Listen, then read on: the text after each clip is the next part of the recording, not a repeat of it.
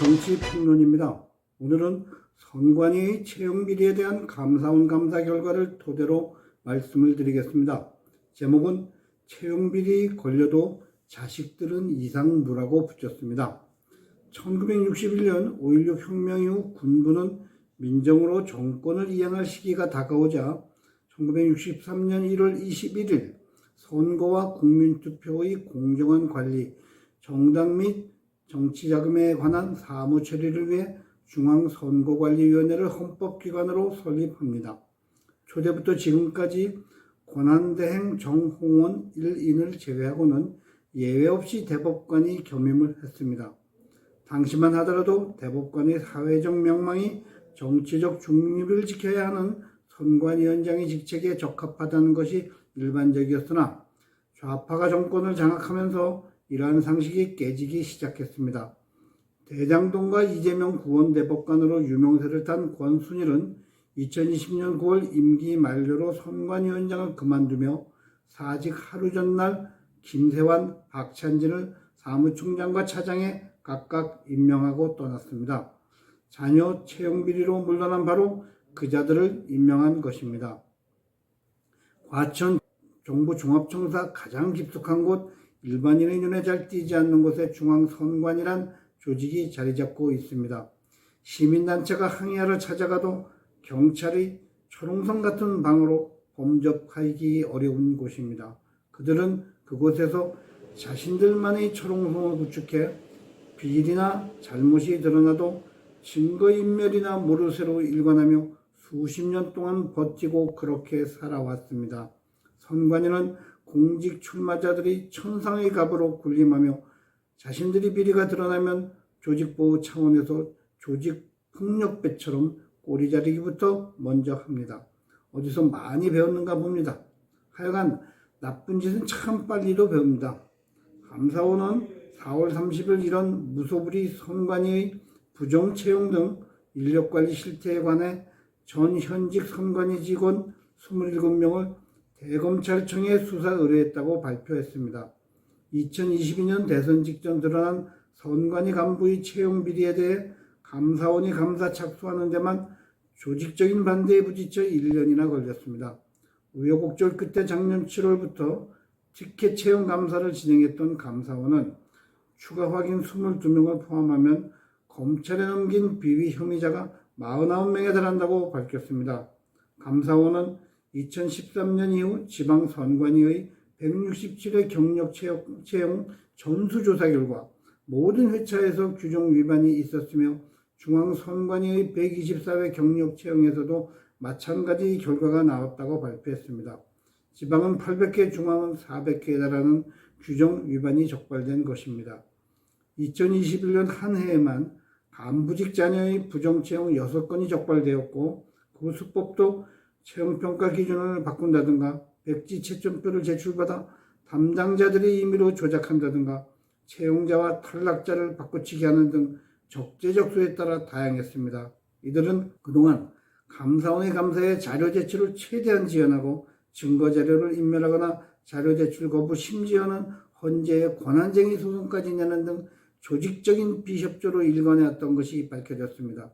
지난 3월 7일 딸의 부정채용 청탁 혐의로 서울중앙지법에 청구된 송봉섭 전 중앙선관위 사무차장의 구속영장이 기각됐습니다.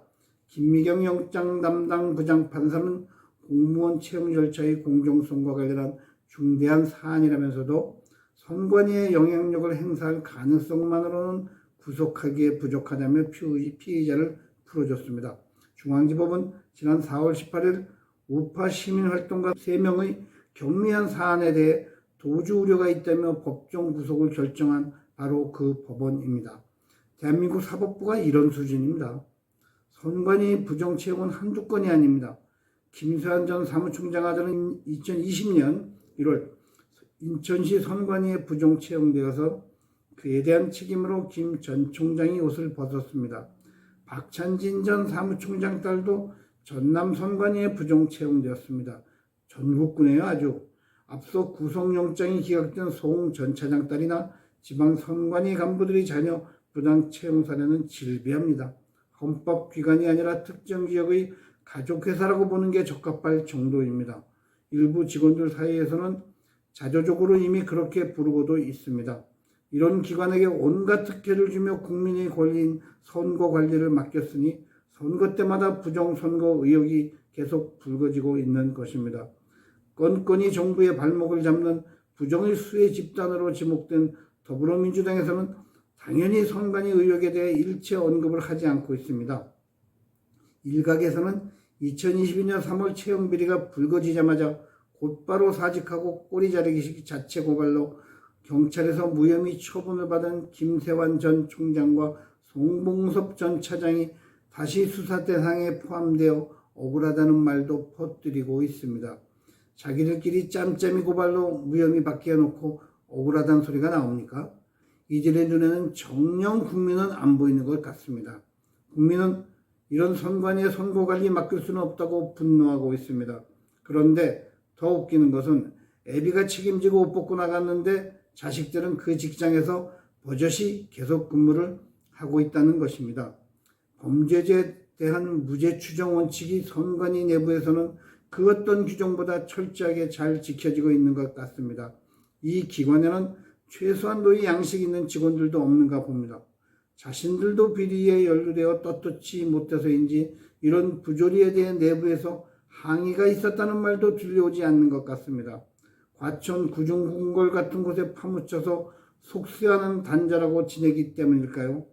감사원으로서는 채용비리와 관련한 법원 확정 판결이 나오기 전 이들에 대한 임용 취소나 징계를 하기는 어렵다는 입장입니다. 많이 듣던 이야기죠. 조국의 서울대 교수직 파면이 그랬고 그에 딸 조민의 부산대 의전원 입학 취소, 의사자격 박탈 등이 실현되는데 참 오랜 시간이 걸렸던 것을 우리는 알고 있습니다. 법치주의 정권이 맞기는 맞나 봅니다. 그런데 문재인 정권은 어찌 그리 신속히 정유라의 2대 입학을 취소시켰는지 방법이 궁금합니다. 그들은 위법을 했다는 말입니까? 같은 사안을 가지고 처리하는 방법이 이리도 차이가 나는지 모르겠습니다. 권력이 서슬이 퍼르면 알아서 끼고 권력이 무른 것처럼 보이면 시간만 가기를 기다리는 것처럼 보이는 것은 아닐까요? 갈아버려라, 손 좀 봐줘라, 조폭 집단 내에서나 사용할 법한 용어를 그 조직 내에서는 거리낌 없이 구사했다고 알려졌습니다. 자신의 아들이 직원들 사이에서 세자라 불리는 데 대해 김세환 전 사무총장은 직원들이 알아서 잘 보이려고 그랬던 것이라는 뻔뻔한 답변을 내놓았습니다. 이들이 의식에는 잘못했다는 유의침이나 국민에 대한 일말의 송구함도 보이지 않았습니다. 누가 저들에게 무소불위의 권력을 쥐어주었습니까? 더불어민주당이 버티는 한 국회의 견제 기능에 대한 기대는 난망하기 때문에 이제는 정부가 나서야 하고 국민이 나서야 할 때입니다. 언제까지 시답지 않은 헌법기관 타령만 하는 삼류 조폭 집단 같은 선관위의 꼴을 그대로 두고 보고 있어야만 합니까? 대통령이 민정수석실을 부활시키는 것도 여러 권력기관들과 선관위까지도 소통과 감시와 제어가 필요해서일 것이라고 믿고 싶습니다. 당분간 전국 단위 선거도 없으니 이런 기관은 한시바삐 폐쇄하고 공정한 선거 관리를 위한 조직으로 해체하고 다시 만드는 수준으로 개혁해야 나라가 올바로 설 것입니다. 폴리토코 김승재 주필이었습니다. 감사합니다.